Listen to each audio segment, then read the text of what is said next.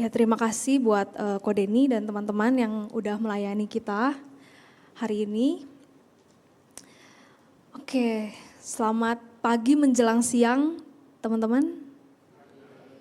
Oke, ya hari ini kita memperingati Hari Mama ya. Dan saya pengen bagi nih apa yang udah saya renungkan gitu. Apa yang udah saya renungkan tentang tema ini, Thank God for Her. Oke, kalau teman-teman lihat di slide, mungkin boleh ditolongin slide-nya.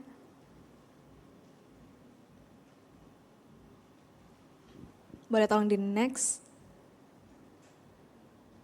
Ya, ada gak yang lagi ngikutin series Netflix satu ini? Oke, ada satu, ada lagi? Nggak ada yang nonton ini? Nggak ada yang nonton. Oke, cuma satu orang, kok sedih ya? Oke, gak apa-apa. Ya, jadi dari film ini judulnya itu Bad Mother gitu ya, mama yang ini aku sebenarnya ada judul bahasa Inggrisnya tapi aku lupa, aku ingatnya pakai bahasa Koreanya, jadi itu mama yang jahat gitu. Nah, kenapa sih dibilang mama yang jahat? Jadi ini cerita tentang seorang mama yang adalah peternak babi, teman-teman. Peternak babi dan dia punya anak satu namanya Kang Ho. Nah, si Kang Ho ini dididik nih dari kecil karena papanya udah meninggal pas mamanya masih mengandung. Jadi si Kang Ho ini pas lahir dididik supaya jadi orang yang berhasil gitu. Karena ya peternak babi gimana ya, agaknya kayak suatu pekerjaan yang gak dianggap gitulah. Nah, jadi gimana caranya supaya si Kang Ho ini tuh di masa depan gak dianggap rendah. Nah, jadi mamanya mendidik dia, pokoknya itu kayak hampir 24 jam tuh isinya belajar. Makan gak boleh terlalu kenyang, kalau enggak nanti ngantuk gak bisa belajar. Jadi makan juga gak boleh dihabisin gitu. Terus dia juga gak bisa tuh main sama teman-teman yang lain, karena ya harus belajar gitu teman-teman. Nah, ini tuh didikan yang keras banget. Sampai akhirnya Kang Ho-nya ini tuh enek sama mamanya sendiri. Akhirnya dia waktu itu satu kali dia nanya ke mamanya gitu ya, kenapa sih lu kayak gini gitu loh, kenapa sih mama kayak gini. Nah, terus mamanya bilang, lu kalau gak suka, cara lu keluar dari situasi ini adalah lu jadi seorang hakim apa pengacara sih? Prosekutor itu apa ya? Mungkin hakim kali ya. Oh ya, jaksa. Oke, jaksa. Nah, jadi jaksa. Jadi keluar dari rumah gitu. Nah, akhirnya benar teman-teman, pas gede Kang Ho-nya tuh malah jadi orang yang pendendam. Jadi saking gak mau ketemu sama mamanya, pokoknya gimana ceritanya dia tuh nggak mau lagi tinggal di rumah itu dan dia pindah ke kota, ke Seoul gitu. Udah gitu ya udah dia hidup di situ jadi seorang jaksa yang sangat hebat gitu ya, handal gitu. Sampai dia cukup dilihat orang gitu. Nah, teman-teman, sebenarnya maksud mamanya ini baik gitu ya. Dia pengen Kang Ho ini supaya nggak dianggap rendah sama seperti mamanya gitu jadi peternak babi. Jadi dia sekolah tinggi terus akhirnya lulus dan dia jadi jaksa yang hebat. Tapi ternyata dari didikan mamanya itu malah menghasilkan Kang Ho yang pendendam, bahkan sama mamanya sendiri. Nah, ini sebenarnya sedih banget ya teman-teman. Nah, plot twistnya terjadi kecelakaan di mana Kang Ho-nya ini mengalami kerusakan fungsi otak yang bikin dia itu balik ke anak umur 7 tahun. Jadi mentalnya itu, cara pikirnya dia, cara dia bertindak kayak anak umur 7 tahun yang ya udah nggak ngerti apa-apa, semuanya serba harus ditolongin gitu. Nah, ini kan kayak satu PR banget ya, kayak wah gila anak gue udah gue didik susah-susah terus kecelakaan jadi seperti ini. Malah jadi sakit dan dia harus ngurusin lagi dari awal gitu. Di satu sisi mamanya mungkin seneng gitu ya karena anaknya jadi baik, tanda kutip baik tuh yang menerima dia lagi sebagai anak umur 7 tahun yang butuh mama gitu. Tapi di satu sisi dia pasti sedih juga karena anak yang udah dia susah-susah rawat, jaga harus berakhir balik ke umur 7 tahun. Dan ya lanjutan filmnya adalah kehidupan mereka setelah Kang Ho kecelakaan gitu. Kayak gimana sih caranya nanti Kang Ho ini balik, bukan balik ya tapi sembuh gitu, perlahan-lahan sembuh. Nah, cerita ini tentang itu dan ini sebenarnya masih ongoing guys. Jadi aku juga gak tahu ceritanya tuh kayak apa belakangnya gitu ya, karena masih ongoing. Nah, series ini mungkin menggambarkan kehidupan beberapa orang di antara kita teman-teman. Bukan soal balik ke umur 7 tahunnya, tapi Gimana kita merasakan gitu didikan mama yang mungkin keras, yang menyebalkan, yang ya bikin kita seperti yang kita sekarang gitu. Mungkin kita ada luka sama mama yang bikin atau tindakan-tindakan mama yang bikin kita tuh susah gitu ya untuk menjalani hidup di masyarakat pas kita udah gede. Misalnya kita jadi nggak pede karena omongan mama yang nggak baik waktu kita kecil. Kayak misalnya disalah-salahin terus, dikit-dikit dikomentarin, dikit-dikit dimarahin. Apalagi kita di keluarga orang-orang Asia teman-teman. Aku memang mengakui gitu ya, agak beda didikan mama-mama di orang-orang bule, barat Eropa gitu, dengan mama-mama di Asia. Kalau misalnya aku suka nonton ya beberapa film gitu, mereka tuh suka bilang, kalau mama-mama yang di Eropa itu tuh rasanya baik banget. Anaknya mau apa? Iya silahkan gak apa-apa, yang penting kamu menikmati, yang penting kamu senang. Kalau mama-mama Chinese gitu, ya terutama kita di sini Chinese Asia gitu ya, nggak cuman Chinese tapi Asia secara menyeluruh. Kita ngomong yang kurang ajar dikit aja mungkin sendal udah melayang ke kepala kita gitu ya, karena nggak sopan dan sebagainya. Jadi kayak memang didikan Asia itu mungkin lebih keras daripada orang-orang bule. Atau mungkin kita juga dituntut dengan tuntutan yang tinggi, kita diminta buat inilah, buat itulah. Atau mungkin ada juga yang merasakan rasanya tuh gak punya mama gitu. Mungkin mama ada, tapi mama gak pernah ngomong sayang. Atau kita gak pernah mengalami tindakan sayang dari mama tuh apa sih gitu. Mungkin ada juga yang merasa diabaikan teman-teman. Merasa gak didengerin waktu kecil, mama selalu sibuk. Atau misalnya kita nanya apa, mama selalu jawabnya aduh nanti deh gitu. Kita merasa diabaikan teman-teman. Dan pengalaman-pengalaman itu yang sebenarnya membentuk kita hari ini. Di sisi lain sebagai orang Kristen, kita membaca gitu di Alkitab, kita harus sayang sama papa mama kita. Kita harus pokoknya gimana ceritanya kita tetap harus hormatin mereka gitu. Ya dalam konteks ini mama gitu ya. Kita harus taat sama mereka karena ya memang Tuhan nyuruh kita seperti itu gitu. Itu memang perintah Tuhan. Tapi gimana caranya kita taat kalau misalnya ya kita nggak ngeliat teladan dalam hidup mereka gitu. Gimana caranya kita taat kalau selama ini kita nggak pernah merasa disayang, nggak pernah merasa diperhatiin gitu nggak pernah.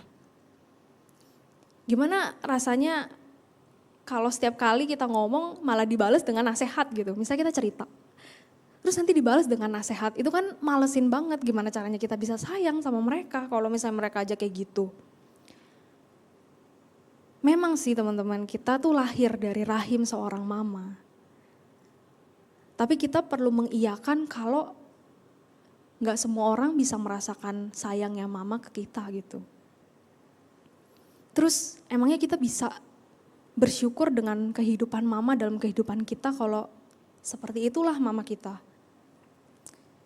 Teman-teman, sebagai seorang anak kita seringkali berharap gitu ya, pengen punya mama tuh yang ideal. Mama yang sempurna kayak di TV-TV gitu. Atau drama yang kita tonton, yang kita tahu seorang mama itu harusnya gak cuman kasih teladan, tapi juga yang bisa mendukung kita. Misalnya kita, ya ini aku gak tahu gitu ya teman-teman gimana di rumah. Misalnya kita pas kecil kita bercita-cita jadi dokter gitu. Atau pas udah agak gede kita milih jurusan yang gak sesuai sama mama kita. Terus mama kita nanti ngoceh-ngoceh, lu mau makan apa, lu kerja kayak gitu. Kesannya tuh kita gak dipercaya teman-teman. Jadi kan kita menuntut mama yang ideal. Gue maunya mamanya yang bisa mengerti gue gitu. Gue mau mama yang bisa kasih gue nasihat yang gue bisa terima gitu. Kita menuntut seorang mama itu yang ideal itu yang sabar, yang bisa nungguin gimana kita tuh bertumbuh, berproses. Kita tuh pengen mama tuh kayak gitu. Kita gak mau mama yang dikit-dikit ngoceh, dikit-dikit marah-marah, dikit-dikit komentar. Seorang mama yang ideal itu kita maunya itu mereka tahu apa yang kita butuhkan dan kita inginkan gitu. Kita mau mama yang seperti itu. Nah di Alkitab juga menunjukkan sebenarnya gambaran seorang mama yang ideal. Boleh minta tolong di next slide-nya. Kita bisa lihat itu di Amsal 31 teman-teman. Kita bisa lihat di beberapa ayat gitu ya, 15, 21 sama 26. Ia bangun kalau masih malam, lalu menyediakan makanan untuk seisi rumahnya dan membagi-bagikan tugas kepada pelayan-pelayan perempuannya. Nah ini kita bisa lihat kalau mama itu menyiapkan makanan teman-teman. Terus di ayat 21 kita bisa lihat ia tidak takut kepada salju untuk seisi rumahnya karena seluruh isi rumahnya berpakaian rangkap. Jadi mama nyiapin pakaian juga. Terus ia membuka mulutnya dengan hikmat, pengajaran yang lemah lembut ada di lidahnya. Jadi mama itu mengajar dengan hikmat dan kesabaran, jadi bukan hanya emosi. Nah ini tuh mama yang ideal, bahkan Amsal sendiri ngomong gitu ya, ini tuh ada loh cara how to be a mom, how to be a good mom versi Amsal. Jadi kita bisa lihat peran seorang mama gitu di rumah tuh kayak gimana sih, penuh perhatian, terus memperhatikan segala urusan rumah tangga, mampu menyediakan makanan buat seisi rumah, memperhatikan dan memastikan semua anggota keluarga itu tuh merasa cukup, nggak kekurangan, dapat pakai baju, pokoknya gimana caranya supaya kita tuh nyaman teman-teman. Mama juga adalah seorang yang ucapannya itu tuh penuh hikmat, yang lemah lembut, jadi teladan buat anak-anaknya. Ini sebenarnya standar yang tinggi banget teman-teman untuk seorang manusia. Dan sebenarnya nggak salah kok punya standar yang seperti itu. Itu nggak salah. Bahkan Alkitab sendiri menunjukkan ini loh, how to be a good mom.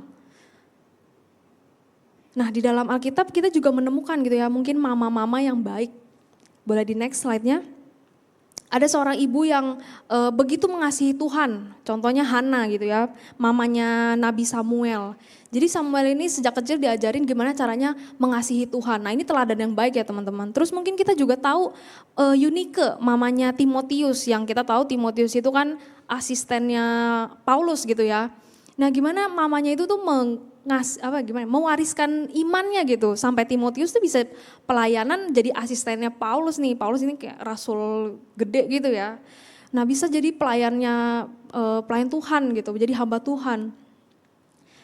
Nah tapi dalam Alkitab yang sama yang menunjukkan mama yang perfect ini, yang bisa dibilang perfect ini, ada juga mama yang kurang sempurna teman-teman. Kita bisa lihat itu tuh Ribka. Teman-teman tahu Ribka siapa? Mamanya Yakub ya teman-teman, mamanya Yakub dan Esau.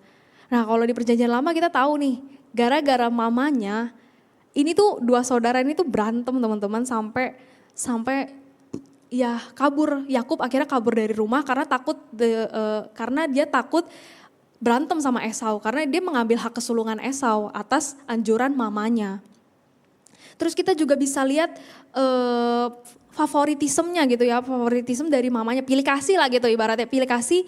Jadi mamanya tuh lebih sayang Yakub daripada Esau gitu. Kita bisa lihat itu bahkan ditulis di Alkitab di Kejadian 25 teman-teman. Di Kejadian 25 itu ditulis gimana Ribka itu lebih sayang sama Yakub daripada sama Esau.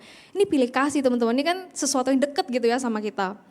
Terus juga membuat keluarga ini tuh banyak luka. Kita bisa lihat gimana Yakub tuh begitu takut ketemu sama Esau karena ya luka yang ditimbulkan itu dihianati gitu ya, karena Yakub mengkhianati Esau gitu.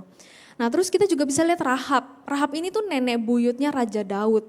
Nah kalau teman-teman tahu Rahab ini tuh dia ini wanita sundal teman-teman, dia pelacur, kerjanya tuh ya melacurkan diri gitu waktu di Yeriko. Ini zaman dahulu banget gitu sebelum ada Raja Daud. Ini nenek buyutnya gitu. Terus ada juga Atalia, mungkin ini teman-teman lebih asing lagi gitu ya. Atalia ini siapa sih? Ini tuh mamanya Raja Yoas. Nah jadi mamanya Raja Yoas ini jeleknya apa sih? Jeleknya itu adalah demi mempertahankan kedudukan dia jadi ratu. Dia mau membunuh Yoas, si Raja Yoas ini beserta anak-anak yang lain. Jadi gimana caranya dia mempertahankan diri dia sebagai ratu dan gak mau digantiin gitu. Ternyata mama-mama di Alkitab juga ada ya yang gak sempurna. Dan sebenarnya kita bisa menyebutkan yang lain lagi gitu, cerita-cerita yang gak mengenakan di Alkitab tentang mama gitu, yang jahat. Dan sebenarnya teman-teman aku gak lagi menjelek-jelekan tokoh Alkitab, tapi faktanya Alkitab juga gak menutupi hal-hal ini, bahwa gak ada mama yang sempurna. Teman-teman di dalam cerita hidup kita pun bisa menemukan terkadang mama gak selalu seperti apa yang kita harapkan.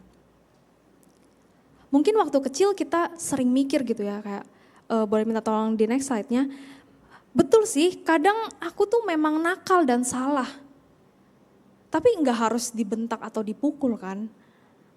Ya benar sih, aku memang harus rajin belajar dan dapat nilai yang baik. Tapi nggak harus selalu dimarahin setiap kali dapat nilai yang pas-pasan. Ya mungkin ini trauma masa lalu gitu ya, trauma masa lalu yang kita pernah alamin sebagai anak-anak yang tumbuh di keluarga Asia. Atau mungkin kita pernah mikir juga, betul sih aku memang gak secerdas orang lain gitu, tapi kan gak harus kan dibanding-bandingin sama orang lain. Atau mungkin dalam kehidupan kita sekarang ini gitu ya, pas kita udah gede, betul sih kadang pilihanku salah, tapi sebenarnya aku udah cukup dewasa gak sih untuk bisa milih sendiri apa yang aku mau, bisa nentuin apa yang aku suka, dan ngelakuin apa yang aku mau gitu. Emang gak bisa sekali aja dengerin aku gitu, dengerin perasaan aku, pemikiran aku, dan gak usah nyindir-nyindir, gak usah marah-marah kalau misalnya kita ngelakuin salah gitu. Aku gak tahu teman-teman punya pengalaman seperti apa gitu ya dengan mama, atau sedang mengalami pergumulan seperti apa dengan mama. Mungkin diantara kita ada juga yang merasa mama terlalu mengatur ini itu, atau ada juga yang ekstrim sebelahnya. Mama yang gak peduli gitu, mama yang cuek banget, gak mau tahu apa yang kita lakukan, mau kita jungkir balik kek, mau kita kemana kek, mama gak peduli gitu. Memang teman-teman terkadang sulit dan gak habis pikir rasanya kenapa kita harus punya mama yang kayak gitu sih. Kenapa Tuhan ngizinin sih mama kayak gitu. Akan tapi teman-teman cerita hidup kita ini gak lepas kok dari Tuhan. Sang pembuat cerita itu. Dia selalu memperhatikan kita, bahkan ketika kita mengalami pergumulan dengan mama kita, Tuhan tahu kok. Kadang mungkin kita merasa Tuhan gak tahu apa ya, kalau misalnya kita tuh lagi bergumul, tapi sebenarnya Tuhan tahu. Tuhan itu ya kayak sutradara dari series Bad Mother ini, yang tahu nanti akhirnya ceritanya kayak apa. Ketika Tuhan ngizinin sosok mama dalam hidup kita itu gak sempurna, itu ada dalam rencananya teman-teman. Oleh karena itu kita sebagai anak Tuhan, kita diajak buat bersyukur untuk kehadiran mama dalam hidup kita. Kisah Alkitab membuktikan bahwa Tuhan bisa memakai mama yang gak sempurna untuk menyatakan rencananya yang tidak terduga teman-teman. Boleh di next slide-nya. Kalau kita ngeliat nih, Ribka. Kalau yang tadi kita tahu dia mama yang kurang baik gitu karena pilih kasih. Melalui Ribka, Yakub memang harus dibentuk dengan cara yang sulit teman-teman. Dia harus dibenci saudaranya, dia harus kabur dari rumah karena takut sama Esau. Tapi pada akhirnya Allah memakai pergumulan Yakub ini untuk menyiapkan dia jadi Israel teman-teman, umat pilihan Tuhan. Terus kedua kita juga bisa lihat Tamar. Teman-teman kalau tahu Tamar, dia ini orang Kanaan sebenarnya, tapi dia nikah sama Yehuda gitu. Dan bukan nikah sama Yehuda sih, lebih tepatnya dia tuh malah berhubungan intim sama Yehuda. Jadi dia nyamar jadi pelacur gitu. Terus dia akhirnya berhubungan badan sama Yehuda dan akhirnya punya keturunan gitu. Dan Yehuda ini tuh siapa sih? Ini tuh mertuanya. Jadi dia bikin konflik di keluarganya sendiri dan tapi pada akhirnya Tuhan pakai dia untuk jadi garis keturunan Tuhan Yesus, Sang Juru Selamat. Rasanya kayak Tuhan tuh bener-bener yang seseorang yang begitu wow, begitu mulia, tapi dia tetap pilih orang yang gak sempurna buat menggenapi jalan ini gitu, jalan keselamatan ini. Terus melalui Rahab, ini wanita pelacur di Yeriko teman-teman. Tuhan pakai untuk menjadi nenek buyut Raja Daud sekaligus salah satu nenek moyang dari Tuhan Yesus. Dari sini kita bisa lihat dari sudut pandang kita yang terbatas, terkadang kita cuma bisa melihat pergumulan dan kesulitan yang ada di hadapan kita teman-teman. Tetapi kalau kita ngelihat ke belakang atau Tuhan mengizinkan kita untuk ngelihat secara menyeluruh, sebenarnya kita bisa ngelihat kalau ini tuh sebuah cerita kehidupan yang penuh warna nih yang Tuhan lagi kerjain dalam hidup kita. Kemudian sebagai anak Tuhan kita diajak nih untuk mengasihi mama kita dengan kasihnya. Boleh dibantu next slide. Dunia ini memang mengajarkan kepada kita bahwa kita mengasihi orang yang memang pantas untuk dikasihi. Ya kita di mana-mana juga bisa menemukan itu gitu ya teman-teman. Kita sayang sama mama kita kalau mama kita tuh pantas untuk mendapatkan kasih sayang itu dari kita. Kalau mama kita udah baik sama kita, kalau mama kita udah bisa nyenengin kita, nah kita bisa sayang sama mereka. Tapi hal ini berbeda dengan apa yang Tuhan ajarkan dalam Alkitab. Nggak ada satupun di antara kita sebenarnya yang pantas kok buat dikasihi. Kita adalah pendosa yang seringkali hanya mikirin diri sendiri, teman-teman. Kita adalah orang yang seringkali tega berkata kasar kepada orang lain, tega menyakiti sesama kita, apalagi kalau orang itu kita nilai mengganggu agenda harian kita gitu. Kita ini orang-orang yang gak mau peduli sama sesama kita. Apalagi kalau orang itu gak ada untungnya buat kita, kayak ya kalau bisa lo pergi jauh-jauh deh, jangan deket-deket. Tapi Tuhan Yesus sendiri udah ngajarin ke kita satu kasih yang sejati. Boleh minta di next slide-nya? Next lagi. Nah, kalau kita baca di Roma 5 ayat 8, kita tahu nih, ketika kita masih jadi musuh Tuhan, ketika kita masih berdosa, Tuhan telah mati buat kita. Kasih sejati itu gak pernah pasif, teman-teman. Kasih itu tuh selalu aktif dan berinisiatif. Kalau kita sekarang udah jadi anak Tuhan, yuk kita belajar buat mengasihi mama tuh secara aktif. Kasih yang bukan menuntut, kasih yang bukan minta syarat gitu ya. Tapi kasih yang mau dengan rela mengasihi mama meskipun mama ada kekurangan. Kalau sekarang kita lihat Tuhan Yesus gitu sama Maria. Apakah Maria gak punya kelemahan? Sebagai seorang mama, ada teman-teman. Ada masanya di mana Maria melakukan perjalanan gitu ya sama Yusuf dan Yesus. Dan Yesus ketinggalan di bait Allah itu beberapa hari. Jadi mereka baru nyadar pas lagi on the way pulang beberapa hari. Karena kan dulu gak ada mobil ya teman-teman, jadi serba jalan kaki. Dan itu butuh waktu berhari-hari. Tuhan Yesusnya ketinggalan teman-teman di bait Allah. Untuk kita di masa sekarang agaknya ketinggalan di rumah kayak home alone aja mungkin udah panik. Ini gimana berhari-hari ketinggalannya baru nyadar teman-teman. Bukankah ini menunjukkan kalau Maria juga gak sempurna. Bahkan orang yang digaungkan untuk ini loh yang melahirkan Tuhan Yesus, ini juga gak sempurna rupanya. Tapi gimana Tuhan Yesus tetap menghormati Maria sebagai ibunya. Sampai akhir hidupnya ketika Yesus mati di kayu salib, Tuhan Yesus tetap menghormati Maria sebagai ibunya teman-teman. Mungkin beberapa dari kita punya luka yang begitu dalam sampai susah untuk mengasihi mama. Memang teman-teman, aku sendiri, aku gak punya cerita yang gimana banget sama mama. Rata-rata ya memang semuanya mungkin yang kita juga alami gitu. Gimana aku bukan anak tunggal, aku punya saudara gitu ya, punya kakak, punya adik. Dan ya ada kalanya merasa juga kok kayak, kok mamaku rasanya kayak pilih kasih ya. Itu tuh sesuatu yang kita semua pasti alamin teman-teman. Yang kita tuh ya sebagai anak yang bersaudara gitu ya, kita pasti pernah mengalami hal itu. Aku jadi teringat satu cerita drama juga, drama Korea, Reply 1988, itu tuh cerita soal mamanya itu sebenarnya bukan pilih kasih sih, lebih ke nggak memperhatikan gitu. Jadi ini memang pergumulan anak tengah rupanya. Gimana dia tuh paling jarang diperhatikan, paling sering dianggap mampu, mandiri gitu. Nah terus sampai satu kali dia bilang ke mamanya, pokoknya ulang tahun gue yang ke-18, gue maunya tuh ulang tahunnya tuh dipisah. Karena dia deketan gitu sama cicinya ulang tahunnya, jadi dia maunya tuh ulang tahunnya dipisah. Karena selama ini yang dirayain jatuhnya tuh sebenarnya rayain cicinya, bukan rayain dia. Nah tapi tetap aja udah diingetin dari jauh-jauh hari, tetap aja dirayainnya bareng juga. Ya akhirnya dia ngamuk, dia keluar dari rumah gitu, maksudnya ya nggak kabur sih, cuman ya udah untuk nggak melihat hal itu lagi aja gitu, dia keluar dari rumah. Terus besok-besokannya papanya tuh kasih pengertian. Memang ketika cicinya lahir, mamanya tuh sama papanya berusaha buat jadi orang tua yang baik gitu. Tapi ternyata semuanya itu juga serba pertama kali. Jadi mungkin kita menuntut gitu ya udah lu kan udah pernah ngerasain punya anak tuh, punya cici gitu kan. Maksudnya bukan gue nih, gue belum lahir nih, lu udah ngalamin nih. Terus berarti kan lu udah berpengalaman dong harusnya.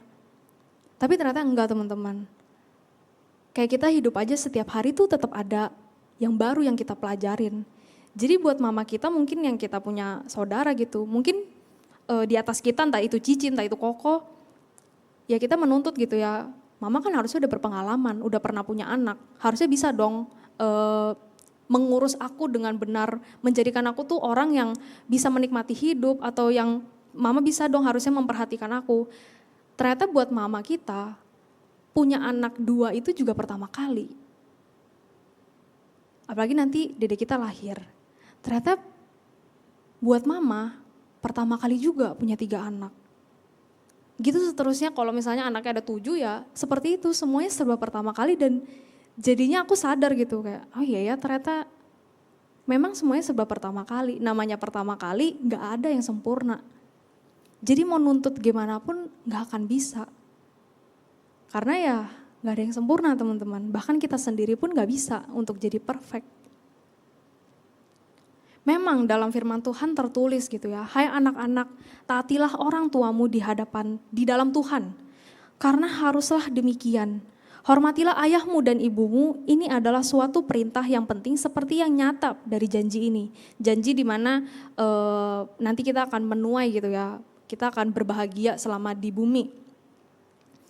Nah aku tuh menemukan ini tuh sesuatu yang sangat susah untuk dilakukan karena aku gak menemukan alasannya. Alasannya apa? Kenapa gue harus menghormati gitu? Kenapa gue harus menghormati mama yang gak sempurna gitu? Tapi dalam terjemahan bahasa Indonesia yang kedua, itu tuh tertulis seperti ini teman-teman. Hai anak-anak, taatilah orang tuamu di dalam Tuhan karena demikianlah yang benar. Jadi kalau di TB1 kita lihatnya itu karena haruslah demikian. Tapi kalau di TB2 dibilangnya karena demikianlah yang benar. Ini sekarang kita udah dikasih tahu nih teman-teman, yang benar itu kita menghormati. Masa kita tetap mau ngelakuin yang salah padahal kita udah tahu yang benar nih. Hal ini membuat aku berpikir ya memang benar begitu, memang kita menghormati mama itu tuh bukan tanpa alasan ya, tapi karena memang alasannya seharusnya memang yang benar seperti itu. Ini bukan peraturan tanpa alasan gitu. Tapi memang itu yang benar yang harus kita lakukan. Kalau memang kita mau ikutin pemikiran yang viral gitu ya beberapa waktu ini belakangan yang mungkin kita sering banget dapet gitu. Yang katanya anak gak berhutang sama orang tua karena untuk mengasihi dan memenuhi kebutuhan anak itu emang udah tanggung jawab orang tua. Jadi kita suka menuntut gitu ya memang udah kerjaan lu gak sih untuk kasih gue makan, untuk perhatiin gue, untuk kasih gue bisa pakai baju, bisa gue sekolah. Bukankah itu memang tugas orang tua? Bukankah itu memang tugas mama? Kalau memang mau begitu cara pandang kita sebagai anak Tuhan, sebenarnya kita gak berhutang sama mama teman-teman. Kalau kita memang mau mengiyakan gitu ya pemikiran yang viral itu. Tapi kita berhutangnya sama Tuhan. Yang udah menebus kita, yang udah sayang sama kita. Dan Tuhan maunya kita menghormati mama kita. Jadi kita perlu ubah nih pola pikirnya. Jadi bukan kita mengasihi mama karena mama udah baik sama kita atau kita gak bisa mengasihi mama karena mama udah jahat sama kita. Tapi Tuhan maunya kita gitu. Kita berhutangnya nih sama Tuhan nih. Yang harusnya kita juga gak dapat kasih sayang itu tapi Tuhan yang rela mengasihi kita sampai mati di kayu salib buat kita teman-teman. Jadi ayo kita sebagai anak-anak Tuhan juga mencoba berusaha mengasihi mama kita yang gak sempurna dengan cara menghormati dan menghargai mereka. Kadang memang gak perlu kita sampai beliin mama barang gitu ataupun harus ngasih uang gitu. Sebenarnya gak perlu sampai seperti itu. Cukup dengan kadang kita bilang thank you itu udah cukup banget. Misalnya kayak kalau yang pernah saya lakukan karena saya canggung gitu ya untuk bilang aku sayang mama itu canggung banget gitu. Bingung gitu kayak ih aneh banget gitu. Nah ini ada cara yang satu cara yang aku suka lakukan gitu. Jadi kalau misalnya aku pengen makan sesuatu dan ini aku udah pernah lakukan. Kadang tuh aku bilang ke mama, ma aku pengen makan ini. Terus nanti mama aku bikinin gitu ya. Udah bikinin terus nanti mama tanya, enak gak makanannya? Terus aku biasanya karena canggung, aku suka ngomong gini, enak, saus sambelnya enak. Ya saus sambel kan yang bikin pabrik bukan mama gitu kan. Jadi kayak, terus setelah itu ya aku bilang enggak lah enak mah, ini sandwichnya garing gitu. Atau ini telurnya matang sempurna, aku suka gitu. Jadi dengan hal seperti itu sebenarnya mama tuh udah seneng banget gitu. Mungkin pas mama ngomong gitu dia sambil balik badan gitu ya teman-teman. Tapi sebenarnya dia tuh tersenyum gitu loh, mamaku tuh kadang tuh senyum gitu kayak ya udah cengengesan sendiri gitu. Nah jadi aku ngerti gitu, oh ya ternyata cara mama mengasihi aku adalah dengan salah satunya mungkin dengan cara bikin sandwich yang aku suka gitu. Yang sempurna gitu, bagi aku enak gitu. Dan ya cara kita menyampaikan sayang kita adalah menerima kasih itu dengan cara bilang terima kasih. Nah itu cara yang aku lakukan gitu ya, yang sederhana, yang mungkin bisa juga kita lakukan dalam kehidupan kita sehari-hari. Memang ada kalanya mama kita mungkin komentarnya nggak enak didengar gitu ya teman-teman. Aku nggak ada sih, aku nggak gimana banget. Cuman untuk kesekian kalinya aku mau ngajak kita untuk mencoba mengerti gitu. Karena sekali lagi ini juga pertama kalinya buat mama. Jadi seorang mama meskipun kita udah segede ini gitu ya, udah umur 20-an mungkin mau 30-an. Ya untuk pertama kalinya mama punya seorang anak yang seumuran segini gitu. Jadi at least kita yang udah ngerti, kita ya bisa melakukan seperti apa yang bisa kita lakukan gitu dengan cara say thank you, bilang sayang sama mama. Dan kalau misalnya memang waktunya tepat gitu, ya kita bolehlah untuk bicara heart to heart gitu ya, hati ke hati sama mama. Kita sebenarnya tuh bisa kok nyampein ke mama apa yang kita mau, apa yang sebenarnya jadi maksud kita. Tanpa kita emosi ya teman-teman, jadi ngomongnya tuh tetap pelan-pelan, tetap, ma sebenarnya gue tuh maunya kayak gini. Boleh gak mama tolong ngerti, karena keputusan ini diambil juga pasti nggak ceroboh gitu ya, pasti kita udah pikirin dalam-dalam gitu kalau kita memutuskan sesuatu.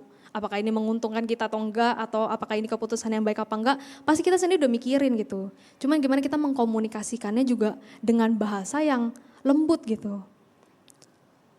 Nah teman-teman, yuk kita berani bilang thank you ke mama, menghargai dan mengasihi mama, karena sebenarnya intinya sama. Sama kayak Tuhan mengasihi kita yang gak sempurna, kita mengasihi mama kita juga yang gak sempurna. Kiranya Roh Kudus memampukan kita untuk mengasihi mama kita. Mari kita berdoa. Tuhan, kami kembali mengucap syukur untuk pemberitaan firman-Mu pada hari ini yang mungkin juga gak sempurna. Tuhan, kami mau kembali mengingat bahwa orang tua, mama yang udah Tuhan kasih ke kami ini mungkin gak sempurna, tapi kami pengen belajar untuk melihat gimana melalui mama yang gak sempurna ini kami juga tetap bisa memuliakan Tuhan. Kami juga bisa merasakan kasih Tuhan melalui mama. Tolong kami supaya kami setiap hari bisa mengurangi gengsi kami untuk mengucapkan terima kasih ke mama. Untuk mengucapkan rasa sayang kami ke mama. Kiranya Tuhan yang menolong kami.